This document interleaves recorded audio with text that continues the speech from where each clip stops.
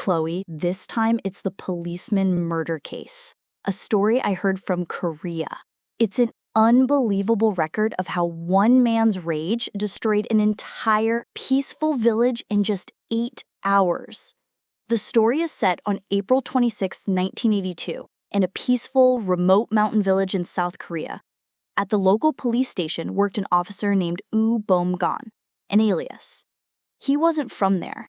He used to be a cop in the capital, Seoul, but he had a violent streak when he drank, got into some huge trouble, and was basically exiled to this tiny country post.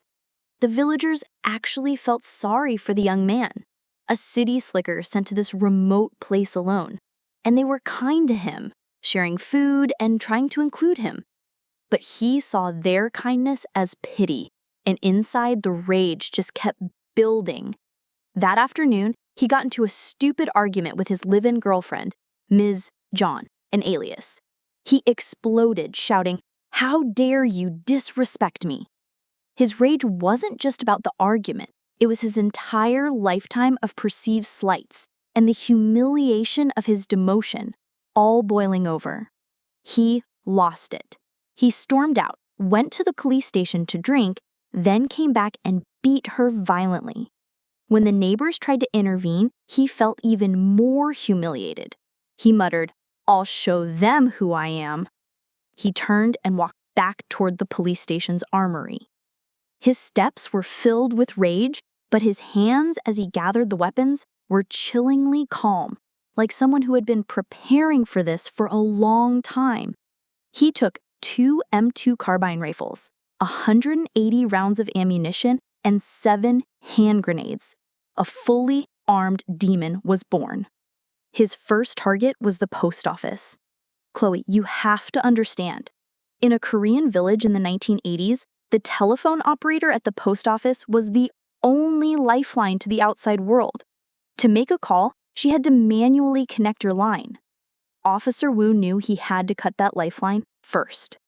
The glass of the post office shattered with the sound of gunfire. The 23-year-old telephone operator, John Un-suk, an alias, was shot before she could even scream. But as she collapsed, with the last of her strength, she plugged one final cord into the emergency line, connecting the town to the outside world. It was the only SOS the dying village would send. At that very moment, an hour away at the main Uryong police station, a phone rang. "Hello, gunshots and gun-gree, spies." The line went dead. The cops on duty just dismissed it. Probably a prank call. Meanwhile, back in the village, having cut the communication lines, Officer Woo moved to his next target. He knew it was the night of the Bansanghui, a monthly neighborhood meeting. He knew dozens would be gathered there. He threw a grenade into the community hall and opened fire. In an instant, the meeting turned into a living hell. He didn't stop. Dressed in his police uniform, he moved through 5 villages, knocking on door after door. At one house, a family was huddled in the dark, terrified by the sounds outside. They heard a knock. "Open up! This is Officer Woo from the Gunri station. North Korean spies have infiltrated the village. I'm here to guide you to safety." The owner opened the door, relieved. He thought it was a cop, there to protect them. But the moment the door opened, Officer Woo raised his rifle without a smile and massacred the entire family on the spot. His madness didn't stop there. In one house, a family was holding a funeral wake. It was a sangatji, a house of mourning, filled with grieving relatives. He walked in, still in his uniform. People probably thought he was there to pay his respects. As an aunt offered him a drink, as is custom, he said nothing. He just pulled the pin from a grenade and tossed it in the middle of the grieving family. The house went dark with a deafening blast.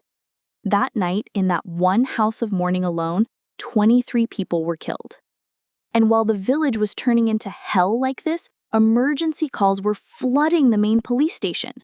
But the police were in chaos. The shooter is a lone cop? No, I heard it was spies.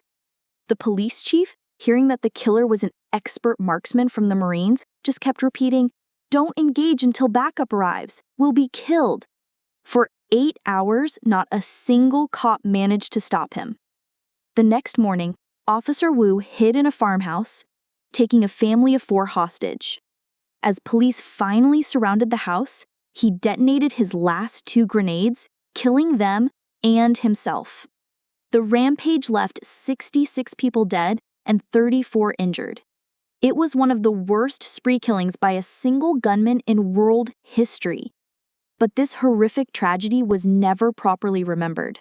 No memorial was ever built for the victims, and the incident was downplayed by the government, dismissed as just the rampage of a crazy cop and slowly forgotten. Chloe, it's just a story of how one man's madness and the failure of a system to stop him can wipe out the lives of so many ordinary people in a single night. A truly horrifying and sad story.